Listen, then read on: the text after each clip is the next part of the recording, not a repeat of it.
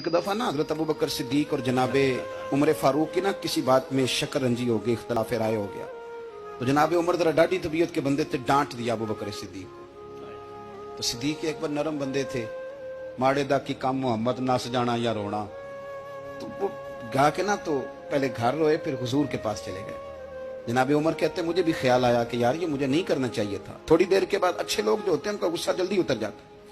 कहते मैंने जाके जनाबे सिद्दीक अकबर के दरवाजे पे दस्तक दी तो पता चला वो तो घर ही नहीं। मैं समझ गया, मैं डर गया, मेरी टांगे कांपने लगी। क्यों डर रहे हो उमर? फरमाने लगे इसलिए डर रहा हूं कि अबू बकर जब अपने घर नहीं होते तो दरवाजा रसूल पे हो। सारी बात तो सुना दी होगी। फरमाते मैं नबी पाक की बारगाह में पहुंचा, सामने अबू बकर बैठे हैं, पुश्त मुबारक मेरे करीम रसूल की काबे की जानब, चेहरा सिद्दीक अकबर की जानब, दोनों की गर्दनें झुकी हुई।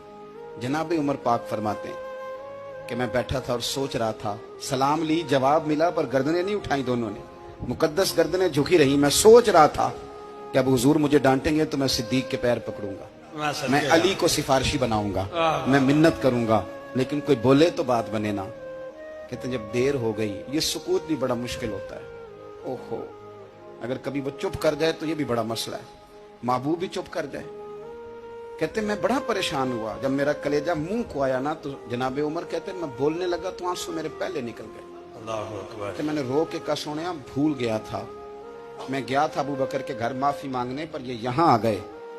ये मेरे दोस्तों इसे मेरी तकरीर ना समझना, मेरे रसूल पाक के ये असल लफ्ज आपको किताब में मिलेंगे। आप तबक़ात इब्न साद उठा के देखें।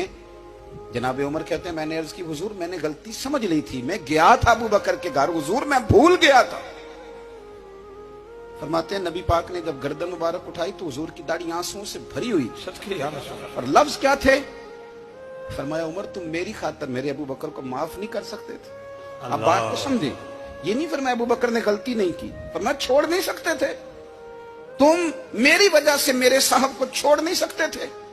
फिर हुजूर ने फरमाया उमर ये सारा मक्का तलवारें लेके मुझे कत्ल करने आता था, यार ये अकेला था, इसने खोल के बाजू कहा था कि जो हुजूर तक जाएगा मेरी लाश से गुजर के जाएगा। फरमाया दुनिया भूल जाती है, मुझे याद है अबू बकर सिद्दीक ने माल भी दिया, औलाद भी दी, मेरी खातर छोड़ नहीं सकते थे।